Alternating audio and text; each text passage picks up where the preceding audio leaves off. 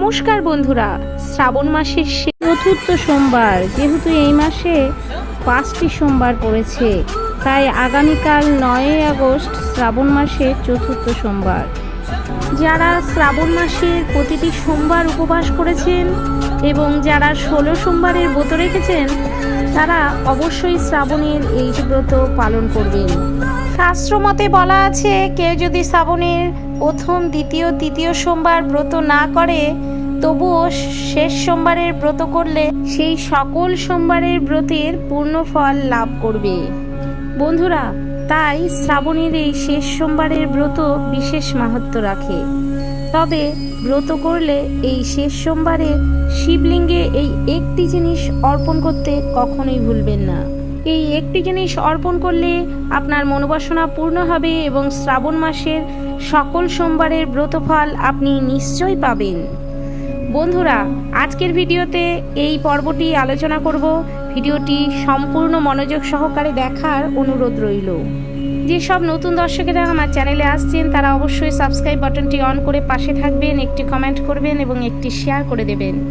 বন্ধুরা, শিব পুরাণের রুদ্র সংহিতায় ভগবান শিবের উদ্দেশ্যে শ্রাবণের চতুর্থ সোমবারে অর্থাৎ শেষ সোমবারে ভগবান শিবকে বিভিন্ন রকমের অন্ন ও শস্য দিয়ে পুজো করার পদ্ধতি রয়েছে। শাস্ত্রে বলা হয়েছে, শ্রাবণের শেষ সোমবার অর্থাৎ চতুর্থ সোমবারে শিবলিঙ্গে অক্ষত চাল দিয়ে পুজো দিলে সেই ব্যক্তির মনোবাসনা এবং লক্ষ্মী লাভ হয়।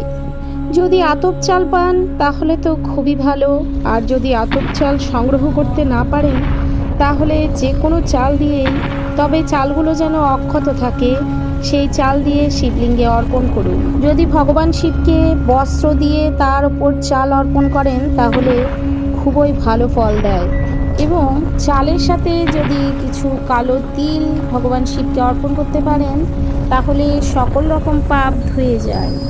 চাল, তিল এবং তার সাথে জব মিশিয়ে ভগবান শিবকে অর্পণ করেন তাহলে সেই ব্যক্তির জীবনে স্বর্গীয় সুখ বৃদ্ধি পায়।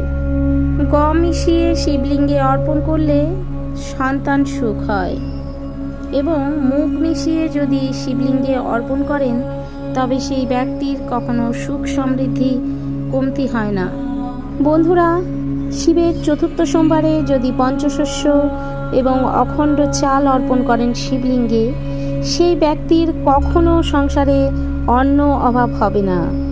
তাই শ্রাবণের শেষ সোমবারে অবশ্যই শিবলিঙ্গে গুনে গুনে অক্ষত 5টি চাল নিবেদন করবেন এবং গরিব দুস্থ ব্যক্তিদের অবশ্যই মুখে অন্ন তুলে দেবেন।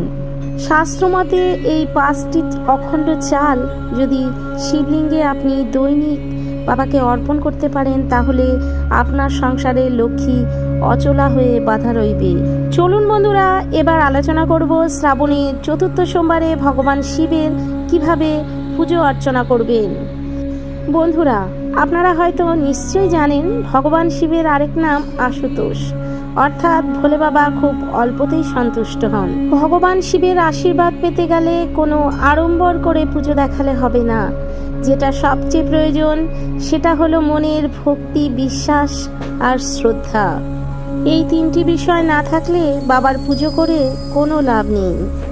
যদি আপনি ভক্তি, নিষ্ঠা আর বিশ্বাস সহকারে বাবার পুজো করতে পারেন তাহলে শ্রাবণের চতুর্থ সোমবারে আপনি বাবার পুজো করুন, এবং আপনি যে উদ্দেশ্য নিয়ে, যে সুপ্ত মনোবাসনা নিয়ে পুজো করবেন সেই মনোবাসনা আপনার নিশ্চিতভাবে সফল হবে। বন্ধুরা, আপনারা নিশ্চয়ই জানেন ভোলে বাবার পুজো সবাই করতে পারেন। আপনারা বাবার পুজো যে কোনো মন্দিরে গিয়ে করতে পারেন, তাছাড়া আপনার গৃহে প্রতিষ্ঠিত শিবলিঙ্গ বা শিবের মূর্তিতেও পুজো করতে পারেন। তবে গৃহে শিব পুজো করতে গেলে অবশ্যই প্রাণ প্রতিষ্ঠা করা একটি শিবলিঙ্গ থাকতে হবে। খুব সামান্য উপকরণ দিয়েই বাবা ভোলেনাথের পুজো করা যায়, এবং এই উপকরণগুলোর মধ্যে বাবার খুব পছন্দের হলো বিল্বপত্র এবং ফুল। বাবার পছন্দের ফুলগুলোর মধ্যে ধুতরা ফুল, কলকে ফুল, আকন্দ ফুল এবং নীল অপরাজিতা অর্থাৎ নীলকণ্ঠ ফুল।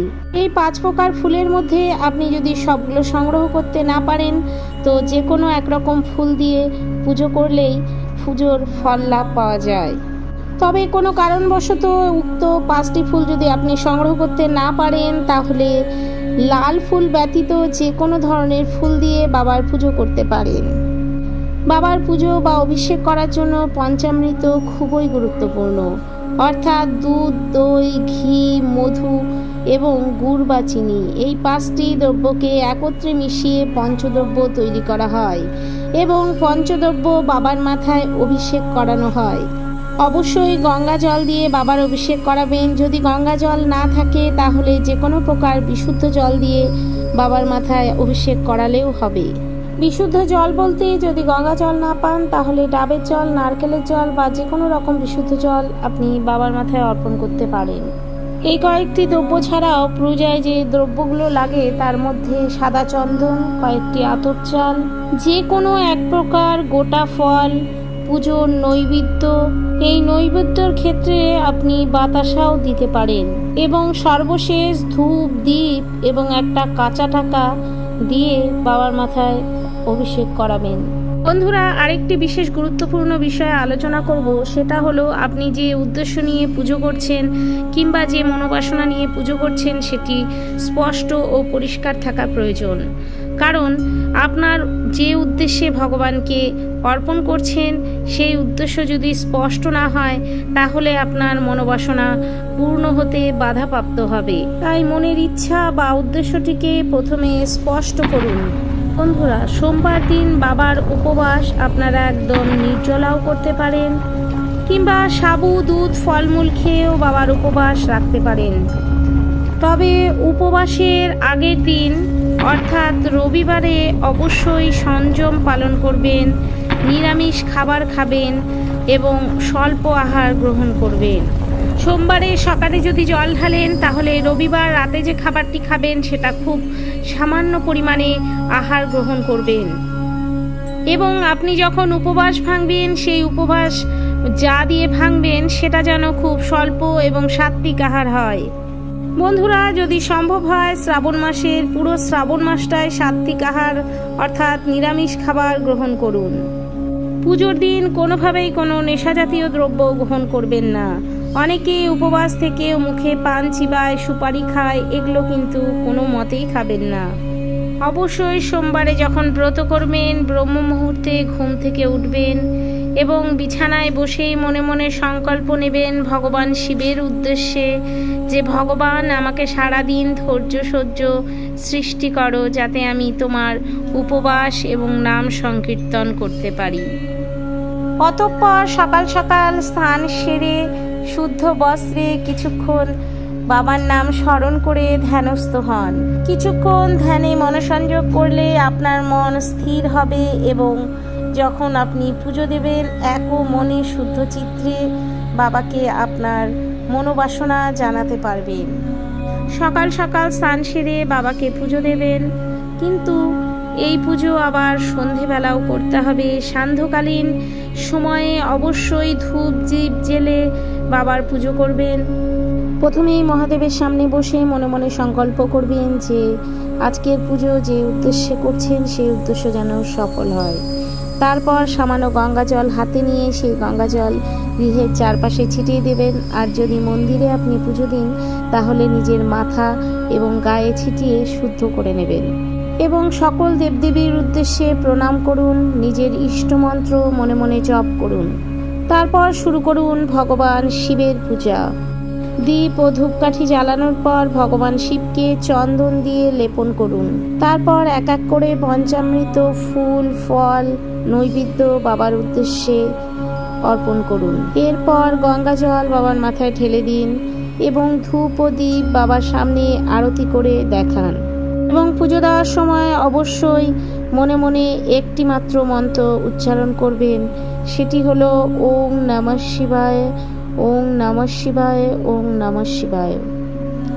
শ্রাবণের চতুর্থ সোমবারে অবশ্যই 21টি বেলপাতা মহাদেবকে অর্পণ করবেন। এই 21টি বেলপাতা 21 বারে মহাদেবকে অর্পণ করবেন এবং তার আগে সেই বিল্লপত্রগুলোতে অবশ্যই চন্দন মাখিয়ে নেবেন। পুজো সমাপন হয়ে গেলে বাবার সামনে ধ্যানে বসুন এবং 108 বার ওং নমঃ শিবায় মন্ত্রটি উচ্চারণ করবেন। যদি কোনো জটিল রোগ থেকে মুক্তি লাভ চান, অকাল মৃত্যু রোধ করতে চান, তাহলে অবশ্যই শ্রাবণের সোমবারগুলোতে মহামৃত্যুঞ্জয় মন্ত্র জপ করবেন। মহামৃত্যুঞ্জয় মন্ত্র জপ করলে ভগবান স্বয়ং আপনাকে সমস্ত রকম বিপদ আপদ এবং অকাল মৃত্যুযোগ থেকে রক্ষা করবেন। যারা মহামৃত্যুঞ্জয় মন্ত্র জপ করতে পারবেন না, তারা অবশ্যই মনে মনে 108 বার ওং নমঃ শিবায় মন্ত্রটি জপ করুন। পুজো এবং জপ তপ শেষ হওয়ার পর যে পঞ্চামৃতটি বাবার উদ্দেশ্যে বানিয়েছিলেন, সেই পঞ্চামৃতটি মুখে দিয়ে আপনার উপবাস ভঙ্গ করুন এবং সান্ধ্যকালীন সময়ে অবশ্যই একটি প্রদীপ জ্বালাবেন এবং বাবার পুজো করবেন। সান্ধ্যকালীন পুজোর পর আপনি আপনার উপবাস ভঙ্গ করতে পারেন, সেক্ষেত্রে নিরামিষ আহার গ্রহণ করতে পারেন এবং যদি ফলমূল দিয়ে আহার করে পুজো করেন বা উপবাস করেন, তাহলে পরের দিন যে পারণের যোগ পড়ে সেই সময়ের মধ্যেই আপনি পঞ্চশস্য ভগবানকে অর্পণ করে পারণ করে আপনার উপবাস ভাঙবেন। বন্ধুরা, সর্বশেষে আরও একবার বলবো, শ্রাবণের চতুর্থ সোমবারে সবাই উপবাস রাখুন এবং শিবলিঙ্গে অবশ্যই 5টি অক্ষত চাল আপনারা অর্পণ করবেন, সাথে পঞ্চশস্য এবং আরও প্রয়োজনীয় দ্রব্য যেগুলো আমি ভিডিওতে আলোচনা করেছি, এই দ্রব্যগুলো দিয়ে বাবার পুজো সমাপন করবেন। ভিডিওতে আলোচিত সমস্ত বিষয়বস্তু ভক্তিমূলক, শ্রদ্ধামূলক এবং জ্ঞানমূলক। ভিডিওটি দেখে যদি আপনি উপকৃত হন, অবশ্যই ভিডিওতে একটি লাইক করবেন এবং ভিডিওটি শেষে একটি কমেন্ট করবেন। ভক্তি ভরে লিখে যাবেন, হর হর মহাদেব। ভগবান আপনার মনের ইচ্ছে অবশ্যই পূর্ণ করবে। বন্ধুরা, আজকের মতো ভিডিওটি এখানে শেষ করব। আপনাদের সাথে দেখা হবে অন্য একটি ভিডিওতে। সবাই ভালো থাকবেন, সুস্থ থাকবেন। সবাই আগামী শ্রাবণের শেষ সোমবারে বাবার ব্রত রাখবেন।